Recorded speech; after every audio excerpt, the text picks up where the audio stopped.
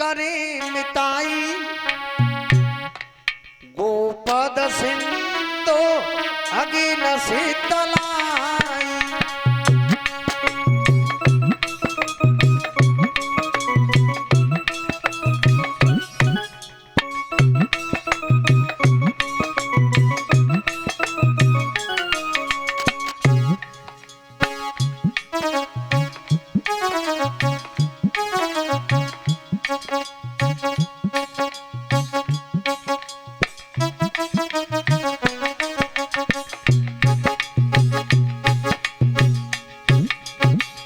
कितनी सुंदर चौपाई लिखी, गरल सुधार पुकरे मिताई।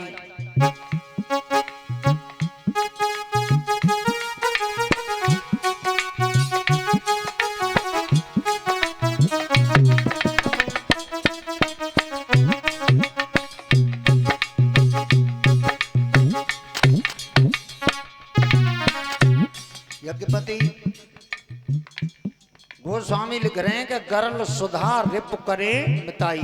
गरल माने क्या होता है परीक्षित? गरल माने क्या होता है? उन्हें ना मालूम, वो तो मोहर धर के बैठ करिए ब्याह लाई वही जानता है। गरल माने होता है जहर विष। गरल सुधा, सुधा माने होता है अमृत। गरल सुधा रिपु, रिपु माने होता है दुश्मन। गरल सुधा रिपु करें मिताई, मिताई माने होता है मित्रता करना।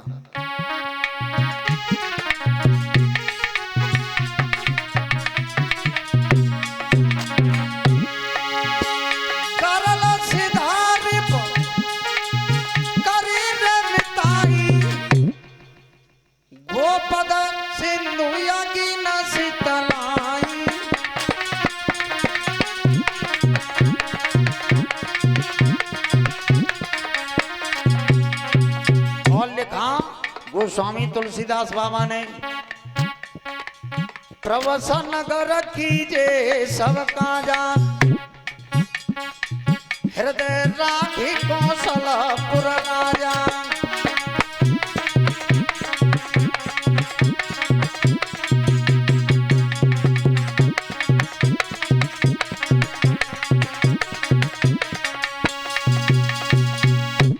प्रवस नगर कीजे सब काजा हृदय राख कौशलपुर। जिस समय पवन पुत्र हनुमान लंका के लिए जा रहे थे तो प्रवस नगर कीजे सब काजा हृदय राख कौशलपुर राजा। भगवान श्री राम को कौशल्या के पुत्र को अपने हृदय के अंदर धारण करके तब लंका में प्रवेश किया था। बोलिए हनुमान बाबा की। तो आज मैया कह रही है कि मेरी बहन मुझ प्यार थे, जब शरबत बता के प्यारी है लेकिन है तो जहर, लेकिन पी लेना चाहिए। सोमाल्या सोच रही है कि प्रेम से देवतन ने भोले बाबा को विष पिलाया था। कौन सी जगह? समुद्र में। समुद्र मंथन करने से 14 रत्न निकले, कल्प वत्सर बारुड़ी रंभा लक्ष्मी कामधेन गैया अमृत विष। 14 रत्न निकले तो लक्ष्मी निकली थी, वो विष्णु भगवान के लिए भी आई गई थी। कामधेन गाय थी, वो वशिष्ठ ले गए थे। और बारुड़ी बोलते हैं दारू को, जो दारू निकली थी उसे राक्षसों ने पिया था और अमृत देवताओं ने पिया। और विष, विष निकला तो देवता कांप रहेंगे जी, जहर होगा जी पी लो तो मत जाएंगे। विष को बचाने की किसी में सामर्थ्य नहीं थी, तब शिव जी का ध्यान किया है, तब भोले बाबा ने उस विष को पिया। विष पीते पीते भगवान शंकर का नीला कंठ पड़ गया है, वहीं से एक नाम और पड़ गया था शिव जी का, नीलकंठ भगवान। बोलिए नीलकंठ भगवान की। श्रोता बंधो, तो मैया कह रही है कि देवतन ने प्रेम ते शिव जी को विष पियाओ, जब बे ना मरे तो मेरी सौत मुझे प्रेम ते प्यारी है, जहर तो मैं ना मरूंगी। तो ध्यान रखना, अगर कोई प्रेम ते खिलावे तो खा लेना चाहिए। अब नहीं, अब कलियुग में कोई खवावे तो तुम खा दो, मुष्टा मानी दवाई जो लड़के जाओ। बोलिए गोविंद भगवान की। कहूँ मौत शराब हुआ पे पनीर मंगाओ, गुना दे दिया जो पनीर में।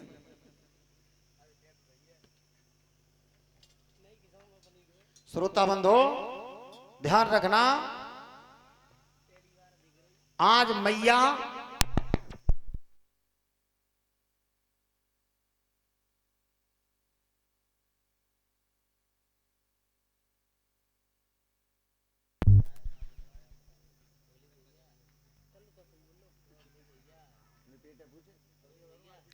भगवत श्रोताओ, आज मैया ने गिलास उठा लो है और प्रेम से पी गई है बुजुर्ग लोगों। बोलिए गोविंद भगवान की। मैया पी गई, काल के सभी मोमाओं देख रही है, ग्राण अबे मरे अबाल मरे, हमें आंख ना निटर रही, ना मर रही, ना गिर रही, कहा है जी हैं को है रही है जी। भक्तों पी गई, काल के सभी मोमाओं देख रही है, क्या बहन है तो बाल मरे, बाल ने तो शाम तक मत जाई, शाम तक ने सवेरे तो लुढ़क जाई। लेकिन मैया मरी ने विष को पचा गई, प्रेम से पिया है शिव जी का ध्यान करके। बोलिए गोविंद भगवान की। आप विष को पी गई, मैया की काया में गर्भ था, काल के से भी समझ गई कि रानी जी मरिए ना है। और इतने महाराज बाहुक दूसरे दिन जंगल में शिकार खेलने के लिए निकले, लेकिन राजा पर अनहोनी मर रहा थी। हुआ क्या,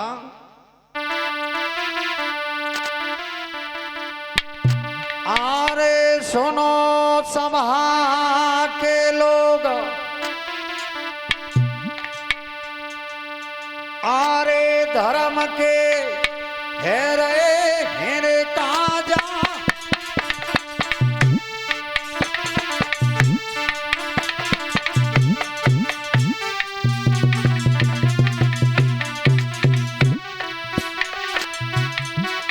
अरे धर्म के हेरे हेरे काजा,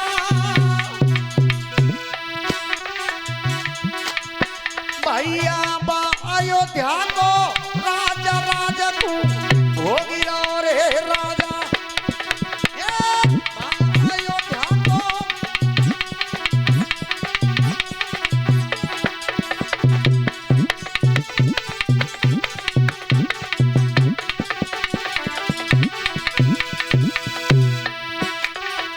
अरे हाथ में पकड़ लो रे कोड़ा, जाने धरी सुनहरी दीन बढ़ाई लो जंगल कूड़े घोड़ा, धरी सुनहरी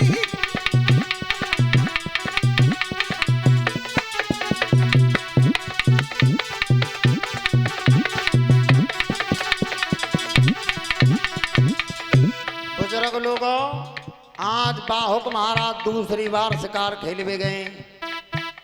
एक हिरन का पीछा करते जा रहे हो, जैसी तरकस से बाण लिया, डोरी पर रखा, वो बाण छोड़वा तो बाण लगो कहां जाएगी।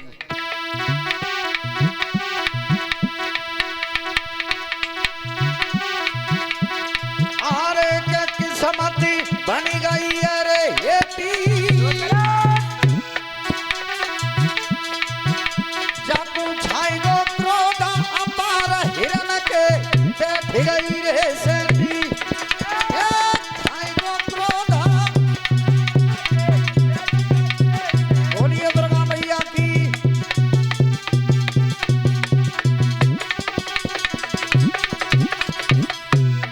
आज महाराज बाहुक ने बाण छोड़ा है, तो वो बाण जाकर के हिरन के पेट में बैठा है। हिरन बाण को लेकर के भागता हुआ गया, और कहां पहुंचो बुजुर्ग लोगों, बाई जंगल में ब्रह्मा के 4 पुत्र तपस्या कर रहे थे, अंग अंगरा पुलस्त और अगस्त, चारों महात्मा तपस्या कर रहे हैं। तो हिरन के मुंह से झाग छूट रहा है, भागता हुआ हिरन महात्माओं की गोद में जाकर के गिर पड़ा है। महात्माओं ने हिरन के ऊपर हाथ फिराया, आवाज लगाई है, कौन है? अरे कौन है पापान पापी, जिस जीव को मारने का अधिकार भगवान को है, तू कैसे मार सकता है? भक्तों, ब्रह्मा के पुत्र थे अगस्त मुनि, हाथ में तोमड़ी थी जल की, जल लिया है हाथ में, जिस ओर से हिरण आ रहा था उसी ओर को जल पड़ के मारा है। बात जल से बुजुर्ग लोगों त्रिशूल बना दिया है, और त्रिशूल जाके बाहुक के कहां बैठो है।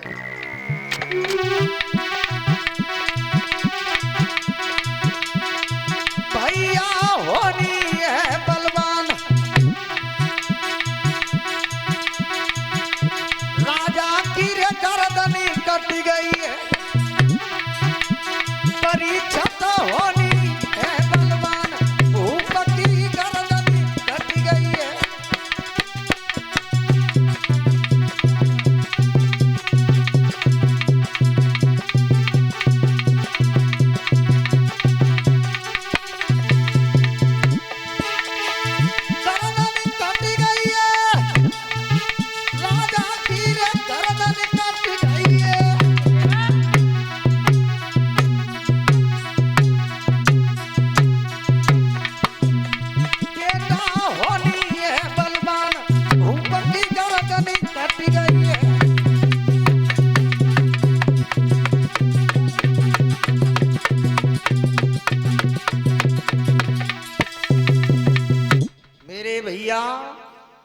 जल पड़ के मारा है बुजुर्ग लोगों, बस जल से त्रिशूल बना दिया है। महाराज बाहुक आ रहे थे घोड़ा पर सवार है कि हिरण का पीछा करते हुए, वो त्रिशूल जाकर के गर्दन में बैठा, सिर अलग और धड़ अलग कर दिया है। मौत हो गई बाहुक की। बोलिए गोविंद भगवान की। ध्यान रखना, जब बाहुक की मौत है गई तो मैया सोमाल्या महलन में बैठी, सोले श्रृंगार करें, उधर में बच्चा था। श्रोता बंधो, उधर में बच्चा था।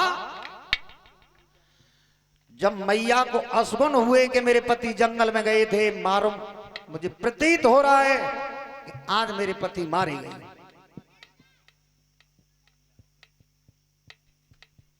ध्यान रखना, मैया का श्रृंगार उजर रहा है। कैसे?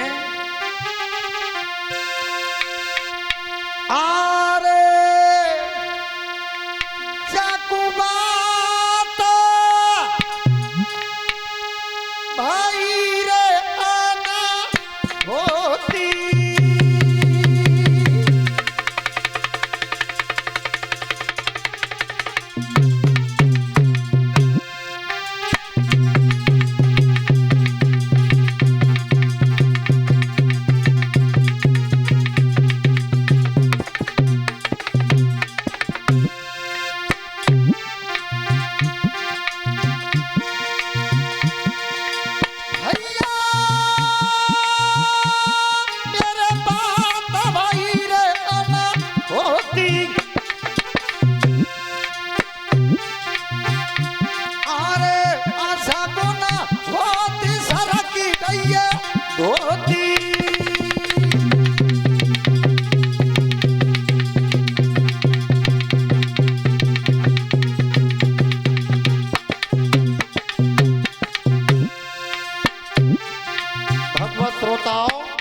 आज मैया के सिर पे साड़ी सो सरक के कंधा पे आ गई, समझ गई मेरे पति मारे गई।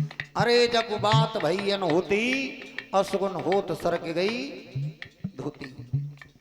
ध्यान रखना माताओं, पहले की बुढ़ियाएं, पहले की माताएं, अगर सिर पे ते साड़ी कंधा पे आ जाती तो सबसे बड़ा असगुन मानती थी। आज भी साड़ी सिर पे ते कंधा पे लगा लेती हैं, बामे के पेने और लगा लेती हैं। तो यूँ कहती हैं जी जमाने की फैशन है। क्या है? जमाने की फैशन। ये फैशन नहीं है, ये पति का अपमान कर रही हूं। ध्यान रखना।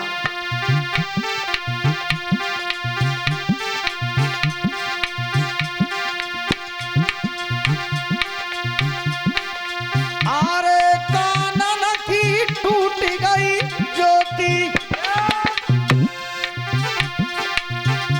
आरे खुली गई है कूज बिखरी है मोती।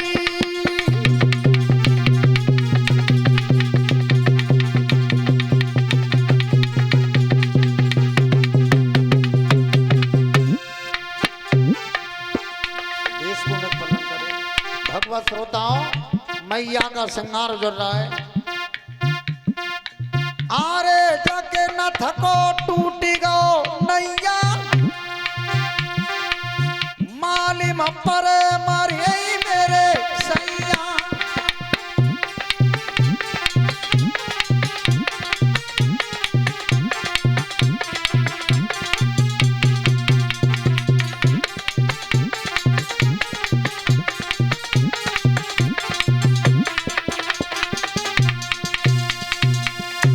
बोलिए गोविंद भगवान की, संत समाज की।